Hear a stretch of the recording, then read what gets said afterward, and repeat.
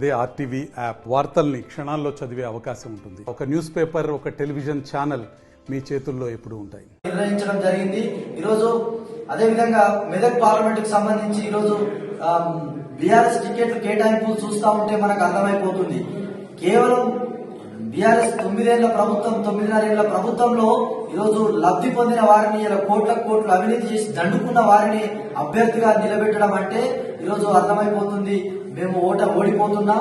కేవలం ఇలా పైసలు ఏదైతే పైసలు దండిగా సంపాదించుకున్న క్యాండిడేట్లనే పెట్టాలనేది ఇలా బీఆర్ఎస్ డిసైడ్ అయిపోయింది. కాబట్టి ఇలా వెంకటరామరెడ్డి గారిని నియమించడం, ఇలా వెంకటరామరెడ్డి గారు ఇదే ఆర్ఎన్ఆర్ కాలనీ, కొండపోచమ్మ సాగర్, మల్లన్న సాగర్ భూ నివాసులను ఇలా పట్టి పీడించి వాళ్లకు ఒక యమకింకరం లాగా తయారై వాళ్ళను అరిగోస పెట్టి వాళ్ళని ఇబ్బందులకు గురి చేసిండు.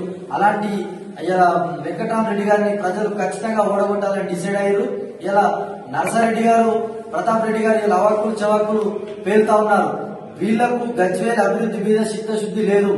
2014 ముందు గజ్వేల్ ఎమ్మెల్యేగా ఉన్న నర్సారెడ్డి ఏం నిధులు తీసుకొచ్చిండు, ఏం అభివృద్ధి చేసిండు అనేది ప్రజలందరికీ ఇక్కడికి తెలుసా.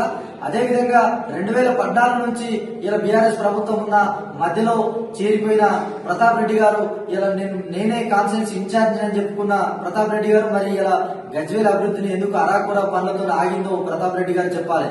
ఇలా వీళ్ళిద్దరు గతంలో వీళ్ళు తోడు దొంగలే.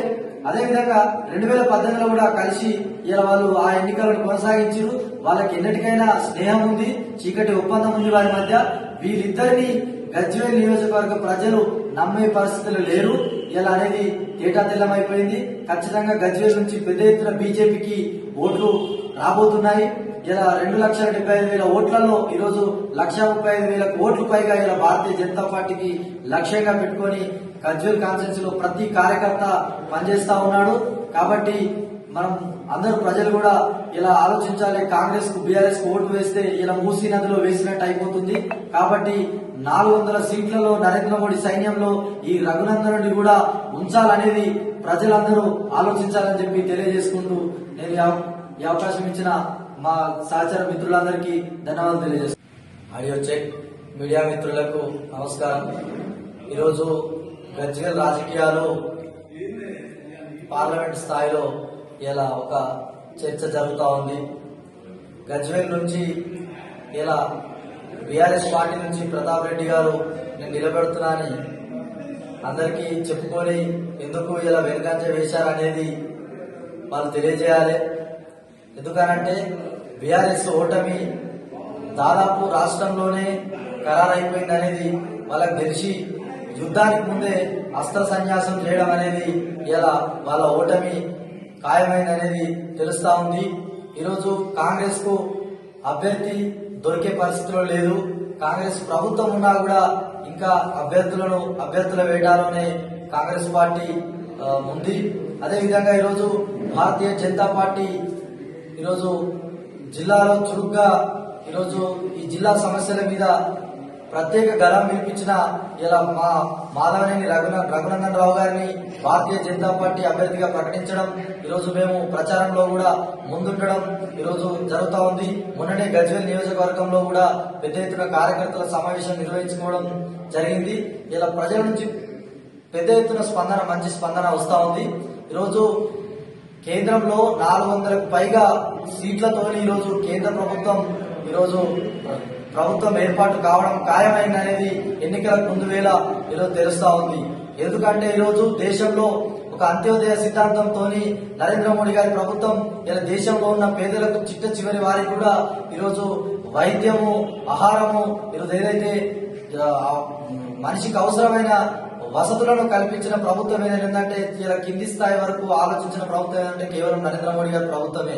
ఈరోజు దేశంలో చిన్న స్థాయిలో ఉన్న సమస్యలు ఇలా అంత్యోదయ సిద్ధాంతంతో ఉన్న భారతీయ జనతా పార్టీ ప్రభుత్వం ఇలా ఉచిత రేషన్ గాని ఇవ్వడం కరోనా కష్టకాలం నుంచి మొదలై ఇప్పటికి కూడా ఇంకా ఉచిత రేషన్ కొనసాగడం, కరోనా కష్టకాలంలో కూడా ఫ్రీ టీకా ఇచ్చి ఈరోజు పేదలను ఆదుకున్న ప్రభుత్వం నరేంద్ర మోడీ గారి ప్రభుత్వం. అదేవిధంగా చిన్న సన్నకారు రైతులను ఇలా కిసాన్ సమ్మాన్ నిధి పేరుతోని ఇలా రైతులకు పెట్టుబడి సాయమే గాని అదేవిధంగా ఇట్లా అనేక వసతులను ఈరోజు నరేంద్ర మోడీ ప్రభుత్వం కల్పిస్తూ ముందుకు సాగడం జరిగింది. ఇలా దేశంలో కూడా కొన్ని సాహసోపేత నిర్ణయాలు ఈరోజు దేశంలో కాశ్మీర్ అంతర్భాగమే కానీ ఈరోజు భవ్యమైన రామ మందిర నిర్మాణం 500 ఏళ్ల హిందువుల కళ, ఈ దేశ ప్రజల కళ. ఇలా అయోధ్య కొరకు ఎంతో మంది ప్రాణాలు అర్పించిన వారి ప్రాణాల త్యాగాలను విలువనిచ్చి ఈరోజు రామ మందిర నిర్మాణాన్ని చేపట్టడం, అదేవిధంగా ఇలా ముస్లిం వర్గానికి చెందిన ఏదైతే మహిళలకు రక్షణ కవచంగా ఈరోజు నరేంద్ర మోడీ గారు నిలబడి ఇలా ఏదైతే త్రిపుల్ తలాక్ చట్టాన్ని కూడా ఇలా రద్దు చేయడం, ఇదే విధంగా దేశంలో ప్రతి ఒక్కరూ అంతర్భాగమే అనే విధంగా ఈరోజు దేశంలో ప్రతి ఒక్కరిని కలుపుకొని సబ్కా సాత్ సబ్కా వికాస్ సబ్కా విశ్వాస్ అనే నినాదంతో నరేంద్ర మోడీ గారి ప్రభుత్వం ఇలా దేశంలో నడుస్తా ఉంది. అలాంటి ప్రభుత్వాన్ని ఈరోజు 400 సీట్లకు పైగా ప్రభుత్వాన్ని నిలబెట్టాలని ప్రజలు నిర్ణయించడం జరిగింది. ఈరోజు అదేవిధంగా మెదక్ పార్లమెంట్ కు సంబంధించి ఈరోజు బీఆర్ఎస్ టికెట్లు కేటాయింపులు చూస్తా ఉంటే మనకు అర్థమైపోతుంది. కేవలం మరిన్ని వీడియోస్ కోసం ఛానల్ ని సబ్స్క్రైబ్ చేయండి, లేటెస్ట్ అప్డేట్స్ కోసం వాట్సాప్ ఛానల్ ని ఫాలో చేయండి అండ్ లింక్ డిస్క్రిప్షన్ లో ఉంది.